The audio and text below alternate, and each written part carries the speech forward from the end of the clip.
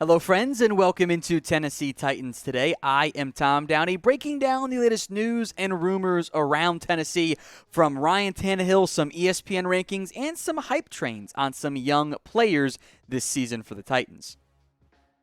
We're going to begin today's show with a look at the ESPN Top 10/14 quarterback rankings. Ryan Tannehill did not make that list. In fact, he didn't get a single vote as a top 10 player. So ESPN does this each and every offseason. They take a look at, according to NFL execs and coaches, allegedly, the top 10 players at each position. The rankings of the top 10 quarterbacks were as follows. Aaron Rodgers of the Packers, number 1. Patrick Mahomes, number 2. Josh Allen, number 3. Tom Brady, number 4. Joe Burrow, number 5. Matthew Stafford, number 6. Justin Herbert, number 7. Russell Wilson, now of the Denver Broncos, number 8. Deshaun Watson, maybe the big surprise there since, accusations galore, at number 9. And Dak Prescott, number 10. Now, they asked those coaches and execs to rank their top 10. Other quarterbacks who were honorable mentions / received votes. Lamar Jackson there, maybe the noteworthy exclusion of that top 10 list. I think there are 11 who should be in the top 10 conversation. Derek Carr checked in after that. He was an honorable mention candidate. Kyler Murray, who has upside but has not proven it quite yet at this point. And Kirk Cousins also received votes. Nobody else among all the NFL quarterbacks received any votes to be a top 10 QB, including Ryan Tannehill. He was left off the list altogether. He and Matt Ryan, probably the notable quarterbacks who did not get any votes in that category. So in theory, you could put Tannehill at 15, although I wonder if Matt Ryan would take that spot if you asked NFL execs and coaches, alleged NFL execs and coaches, to expand that list to 15 players. I am a little bit surprised. Got no votes, but it was a very small grouping of quarterbacks there, which I think should be a clear delineator of the haves versus have-nots when it comes to that position right now in terms of the true franchise guy. So a question for you now. Is Ryan Tannehill a top 15 quarterback in the NFL? Y for yes, N for no. Sound off for me in the comment section. I'm going to make this question the pinned comment on today's video. So if the ad break happens to come while you're watching on YouTube, that is perfect timing. Take advantage of it. Head down there, type in Y for yes or N for no. Now, I have him at 16th myself when I did our top 32 quarterback rankings for the Chat Sports YouTube channel here, with no inclusion of Baker Mayfield, but it's still Tannehill over Baker, of course.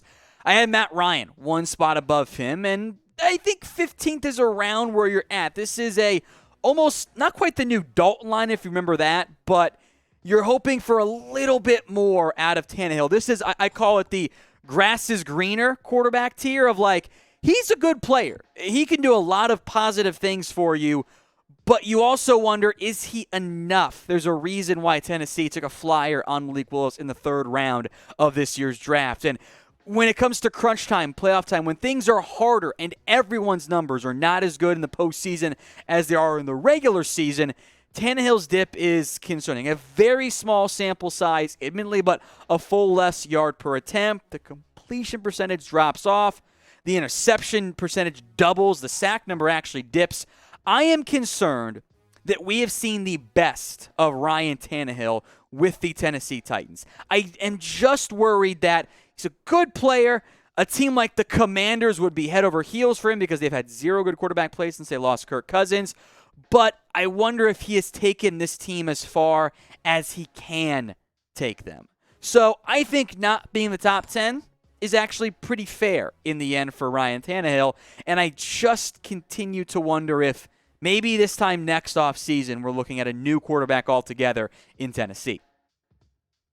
Now, we need your help because the vast majority of you who watch this show are not subscribed, yet you continue to come back to us here at Tennessee Titans Today. Only 32.6% of you are subscribed.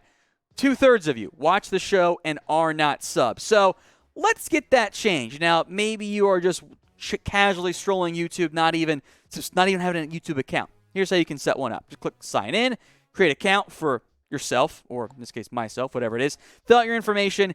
Go to Titans Today. Click subscribe and turn on your noties at youtube.com/Titans Today. That way you don't miss out on any video here on our Titans YouTube channel. More conversation around the ESPN rankings. The safety duo has had some hype. Kevin Byard and Amani Hooker both mentioned as premier safeties in the NFL. You will see a very big difference in the overall players who got votes at safety compared to quarterback. Here's the ESPN top 10 safety list. Justin Simmons, Minkah Fitzpatrick. There's my boy Kevin Byard, who I think is, from a national perspective, beyond like experts, but I think casual fans don't realize how premier he is. I think top 3 is absolutely fair for Byard. You can make a real argument for number 1. Derwin James was 4. Budda Baker 5, bit high. Jesse Bates 6, Harrison Smith 7, Marcus Williams 8, Antoine Winfield 9, Jamal Adams 10. Several honorable mentions on this list. Javon Holland, surprising me after just 1 year. Quandre Diggs in Seattle, Jeremy Chin. Jimmy Ward is like, we sure about that? Jordan Poyer of Buffalo, Tyrann Mathieu now of the Saints. I was intrigued by that one. Adrian Amos of the Packers, Micah Hyde of the Bills. Those were the honorable mentions. Others who received votes, Eddie Jackson, Xavier McKinney, too early for me, by the way, John Johnson, Darnell Savage, and Amani Hooker. That is 23 different safeties who cracked that list. And of the teams with 2, well, you got Green Bay with Adrian Amos and Darnell Savage. You have I'm trying to blank on the team. The Seahawks had Quandre Diggs and Jamal Adams, and the Bills, and then Amani Hooker and Kevin Byard. That duo is elite in Tennessee. I think the Titans secondary overall is one of the better groupings out there in the entire NFL. They're, of course, both good tacklers, and from a coverage standpoint, which can be very tricky because in general, kind of feel like it almost comes down to man-to-man reps in terms of the completion percentage and yards. Neither of them got beat all that often. 0 touchdowns allowed by Amani Hooker, by the way, is pretty damn fantastic. Tons of plays on the ball for Kevin Byard. These two safeties, when they are healthy, you will have a difficult time finding a better duo in the NFL. You can make arguments for the Bills. You can make arguments for the Packers, but I'm not going too far beyond that list. Is the depth elite? Maybe not, but that's okay. I am curious to see if the Titans will find a way to extend Amani Hooker, a previous conversation here on this channel, but this duo is fantastic. So if you're like me and you are excited about Kevin Byard and Amani Hooker on the field, show it by spamming Titan Up for me in the comment section. Let's look to some young players who have been subject of some hype trains right now. First up is Caleb Farley. A good piece from the Tennessee, and kind of discuss both guys here. We'll get to that one in a second.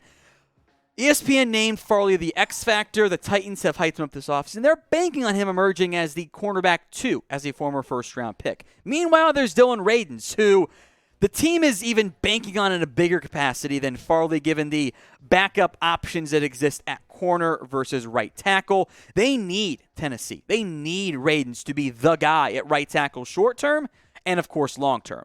So of the 2 young players, who do you believe will be better in 2022? Type in DR for Dylan Radins or type in CF for Caleb Farley. Let me know what you guys think in the comment section right now. I am putting in my CF. Caleb Farley is and has been my guy. Before the late pre-draft process surgery, Caleb Farley was my number 1 corner over Patrick Surtain, over J.C. Horn. Now, we, of course, did not get to see much of Farley in 2021, again, because of injury. It is not about the talent. It is not about the ability. It is about the availability for Caleb Farley. When he's played football, he's been special. Size, length, speed, quickness, ball skills. It is all there. A package to be a premier number 1 corner to form the best young cornerback duo in the NFL with Christian Fulton if Caleb Farley can stay healthy. It is an if, though, at this point. And that was an if for Fulton, by the way, in 2020. Then I thought he played like frankly, a Pro Bowl caliber corner last year. If these guys stay healthy, Fulton, Farley, Molden, McCreary, I do not believe there is a better young cornerback grouping in the NFL than what Tennessee has. Meanwhile, Dylan Radins, who actually played a bit more snaps than Caleb Farley, overall was not great. The coaches have said some interesting things about Radunz, whether it was a prepared standpoint or whatnot.